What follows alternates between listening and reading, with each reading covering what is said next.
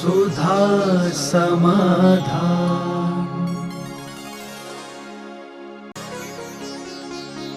नमोस्तु गुरुदेव। श्रावक के रात्रि भोजन त्याग, मूल गुड़ एवं श्रावक के रात्रि भोजन त्याग प्रतिमा में क्या अंतर है? रात्रि भोजन त्याग में व्यक्ति अणुव्रतों में भी आता है, कुलाचार में भी आता है। उसी चीज को जब सामान्य रूप से सोचते हैं तो कुलाचार है, और व्रतों को लेते हैं तो वो व्रत बन जाता है, जिसमें वो कृत कार्यत अनुमोदना संपूर्ण त्याग देगा। रात्रि भोजन त्याग में स्वयं तो नहीं करेगा, लेकिन परिवार के लिए मना नहीं करेगा। वो कर रहे हैं तो उनको कभी कभी उनसे कह भी देता है, बेटा तू रात में खा ले, तेरा त्याग थोड़ी है। लेकिन छठी प्रतिमा त्याग कर रात्रि भोजन त्याग करने वाला अनुमोदना भी नहीं करेगा, कहेगा भी नहीं, और जो कर रहे हैं उनकी अनुमोदना भी नहीं करेगा। ऐसा। नमोस्तु गुरुदेव। गुरुदेव, जब आप किसी संकट में आते हैं तो किस भगवान को याद करते हैं और आप क्या भावना भाते हैं? मुझे भी वही भावना करनी है। मेरी नकल मत करो, थक जाओगे। मेरा मामला उल्टा है, बिल्कुल उल्टा है। संकट के समय हम बिल्कुल भी किसी भगवान को याद नहीं करते, और जब मेरे सुख के दिन हैं तब भगवान को खूब याद करते। मेरे अनुसार चलोगे तो बहुत मुश्किल है। मेरा नेचर तो उल्टा ही चलता है। जब संकट आता है मैं किसी भगवान को नहीं पुकारता, मैं खुद निपटता हूँ,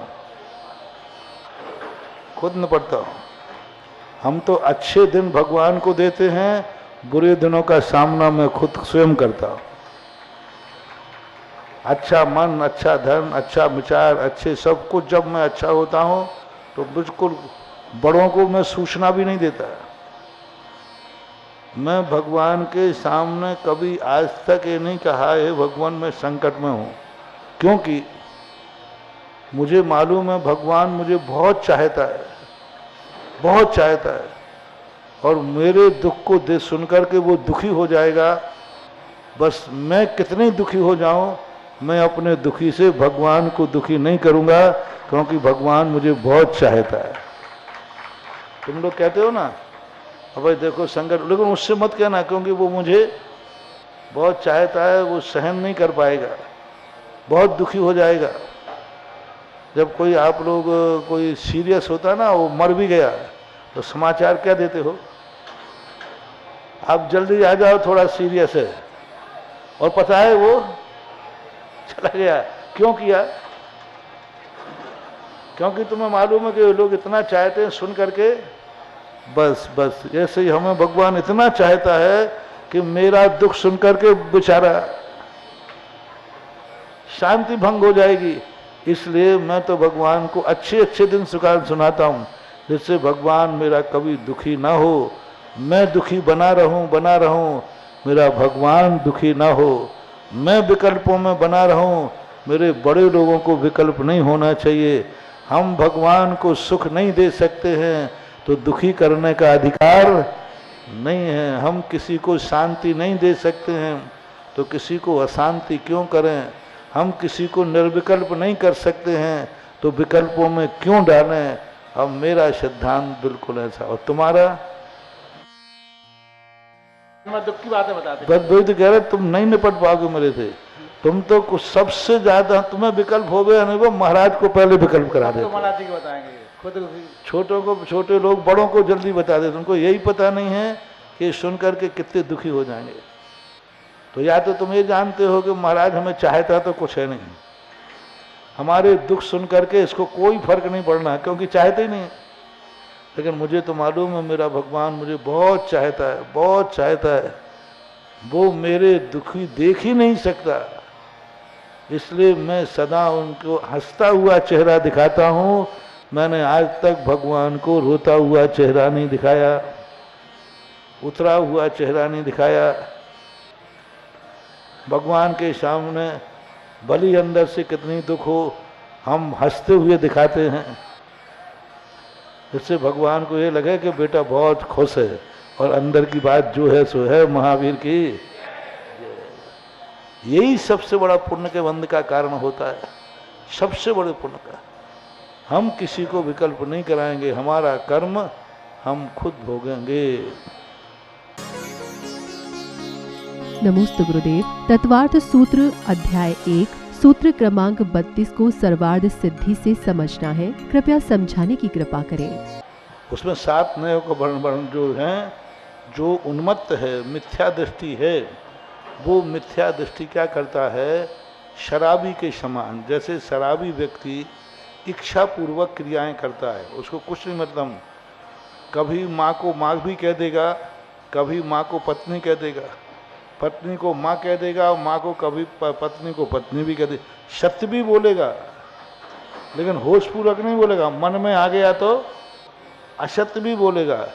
जैसे उन्मत्त व्यक्ति सत और असत को यद्रक्षोपलब्धे रुन्मत्वत सत सतोर यद्रक्षोपलब्धे, यद्रक्ष माने इच्छानुसार स्वच्छंद पूर्वक जिसको जो आया, कभी भगवान को भगवान कह दिया, कभी भगवान को गाली दे दी, कभी सत्य को सत्य मान लिया, कभी सत्य की मजाक उड़ा दी। सत्य और असत्य में इच्छा पूर्वक जो प्रवृत्ति करता है उन्मत्तवत, जैसे कि वो शराबी व्यक्ति होता है, उसके अनुसार उसका कोई भरोसा नहीं कब क्या कर ले। शराबी व्यक्ति आ जाए, कब बहुत जल्दी पैर छूने लग जाए, और कब आ जाए तो थप्पड़ मार दे, कोई भरोसा नहीं। सद असत तो अविशेषात, जिसमें सत और असत में संपूर्ण में यद्रक्षोपलब्धे रुन्मत्वत, जिस प्रकार की उसकी इच्छा होगी उसी रूप वो उपलब्ध करता है, ऐसा मानो।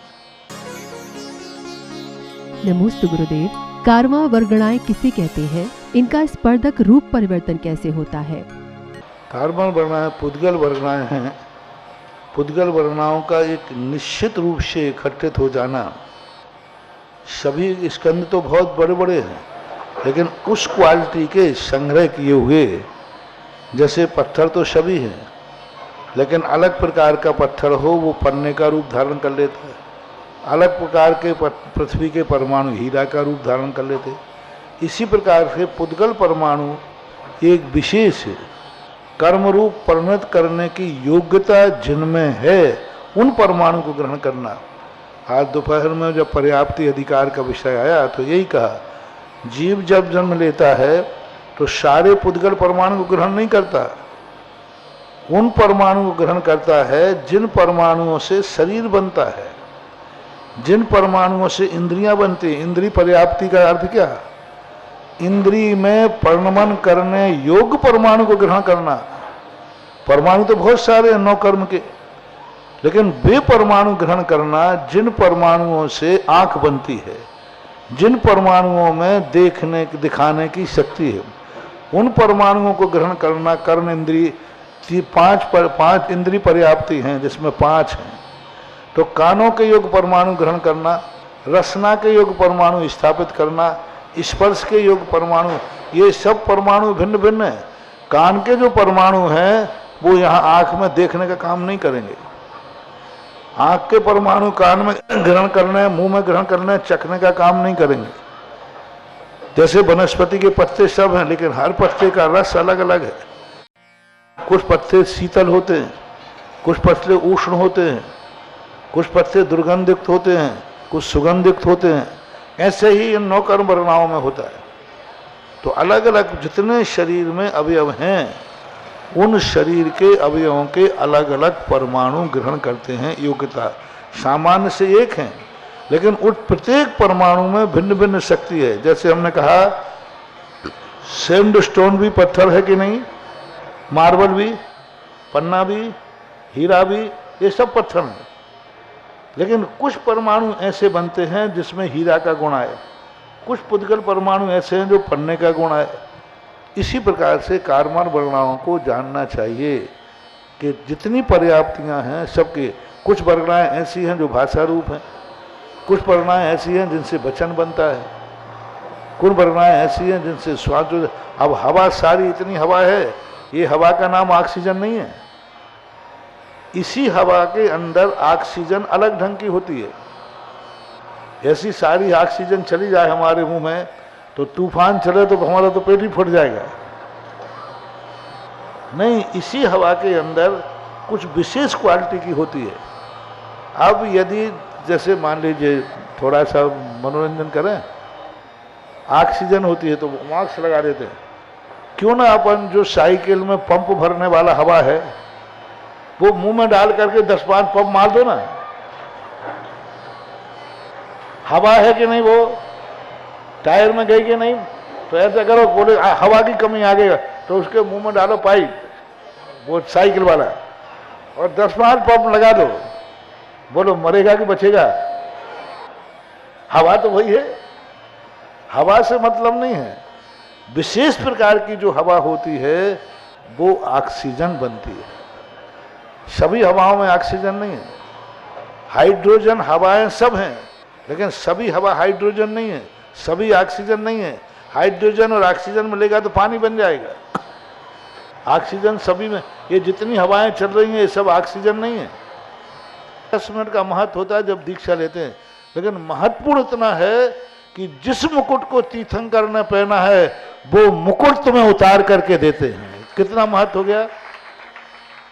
भरत बाहुबली का महत्व कितना महत्व, वो मुकुट जिसे भगवान ने पहना है वह मुकुट अपना उतार करके राजकुमार को देते, भरत बाहुबली को, और अपने मुख से राजगद्दी की घोषणा करते हैं कि जाओ, तीर्थंकर के हाथ से मिला हुआ एक कौड़ी भी अनमोल होती है, और तीर्थंकर अपने मुंह से उनको राज्य की घोषणा करते हैं। मंडलिक महामांडलिक राजा बनते हैं, स्वयं तीर्थंकर बैठकर बंटवारा करते, जाओ तुम महामांडलिक हो, तुम मांडलिक हो। तीर्थंकर के मुख से कोई राज्य पद निकलना, तीर्थंकर के चरणों में राजा बन के भेंट चढ़ाना बहुत बड़ा महत्वपूर्ण पद होता है। महानुभाव, पंच कल्याण का एक एक भूमिका, चाहे मांडलिक राजा हो, राजा स्नान एक दिन की क्रिया है आहार दान की, लेकिन कितना महत्वपूर्ण है, इतना महत्वपूर्ण है चक्रवर्ती भी उसकी जाकर के प्रशंसा करता है। तो जितने महत्वपूर्ण है, तुम तो बस जिसमें नंबर लग जाए नंबर लगाना है, बस जहां फिट बैठ जाओ वहां बैठ जाना, लाइन बस चूकना मत। एक लाइन में नहीं लग पाओ तो 2 में लगना, 2 में तीसरे में कम से कम कहीं नहीं लगवाओ तो 5001 में तो लग ही जाना, लेकिन लग जाना लाइन में।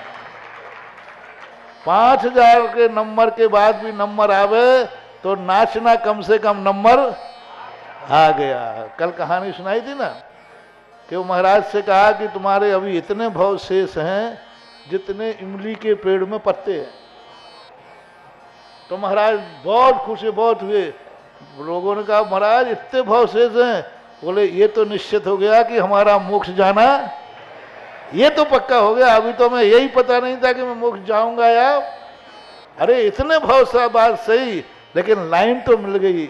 इसी प्रकार तुम तो अपनी हर लाइन पहले नंबर पे आने का प्रयास करना, पहला कट, दूसरा, तीसरा, चौथा, कहाँ तक कह दिया मैंने? 5000 नंबर के बाद भी आए तो भी पंडाल में पूजा के लिए बैठना है, ये मान के कि 5000 बात सही लेकिन नंबर तो आया है। इसलिए यह महत्वपूर्ण बात, बस यदि आप में 5 इंद्रियों में कोई कंबड़ दिख रही हो, दांत और आंत में किसी की कंबड़ी दिख रही हो, तो विचार कर लेना। सब चीजें महत्वपूर्ण होती हैं। जो श्रद्धा और भक्ति समर्पण, बस एक विषय ठान लो, हमारा नंबर आना चाहिए। यह प्रतिष्ठा मेरी साक्षी में होगी, यह प्रतिष्ठा मेरे अर्घ से होगी, यह प्रतिष्ठा मेरी पूजा में होगी, मेरी पूजा से होगी। इस प्रतिष्ठा में मेरा नंबर होगा, चाहे आगे हो, चाहे बीच में हो, चाहे पीछे हो, होना चाहिए। और इस प्रतिष्ठा में अकेले ही नहीं बैठना है, रिश्तेदारों को भी, चाहे भली 10,000वां नंबर मिले, लेकिन विथ फैमिली, विथ रिलेशन। नमोस्तु गुरुदेव।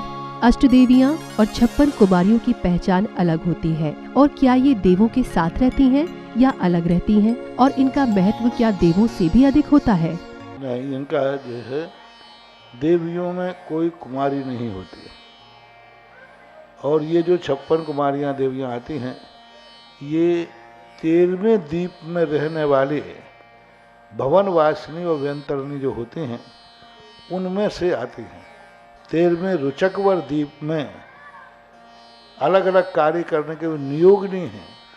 किसी किसी अर्वाचीन आचार्य ने श्री ही धृति कीर्ति बुद्धि लक्ष्मियाँ इनको भी लिया है, लेकिन हरिवंश पुराण में और यतिवृषभ आचार्य महाराज ने उन 13वें दीप में स्थित रहने वाली देवियों को ही कहा।